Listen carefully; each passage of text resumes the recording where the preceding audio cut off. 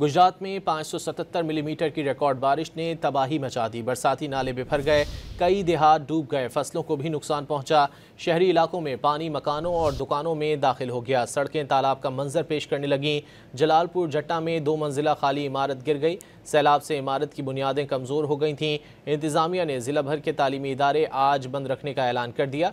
पानी की निकासी के लिए गुजरांवाला से भी मशीनरी और गाड़ियां भिजवा दी गईं। गुजरात में 577 मिलीमीटर की रिकॉर्ड बारिश ने तबाही मचा दी। बरसाती नाले बिफर गए, कई देहात डूब गए, फसलों को भी नुकसान पहुंचा। शहरी इलाकों में पानी मकानों और दुकानों में दाखिल हो गया। सड़कें तालाब का मंजर पेश करने लगीं। जलालपुर जट्टा में 2 मंजिला खाली इमारत गिर गई। सैलाब से इमारत की बुनियादें कमज़ोर हो गई थीं। इंतज़ामिया ने ज़िला भर के तालीमी इदारे आज बंद रखने का ऐलान कर दिया।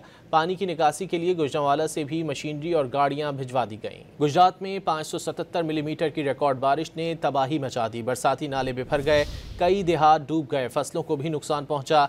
शहरी इलाकों में पानी मकानों और दुकानों में दाखिल हो गया। सड़कें तालाब का मंजर पेश करने लगीं। जलालपुर जट्टा में 2 मंजिला खाली इमारत गिर गई। सैलाब से इमारत की बुनियादें कमज़ोर हो गई थीं। इंतज़ामिया ने ज़िला भर के तालीमी इदारे आज बंद रखने का ऐलान कर दिया। पानी की निकासी के लिए गुजरांवाला से भी मशीनरी और गाड़ियां भिजवा दी गईं। गुजरात में 577 मिलीमीटर की रिकॉर्ड बारिश ने तबाही मचा दी। बरसाती नाले बिफर गए, कई देहात डूब गए, फसलों को भी नुकसान पहुंचा। शहरी इलाकों में पानी मकानों और दुकानों में दाखिल हो गया। सड़कें तालाब का मंजर पेश करने लगीं।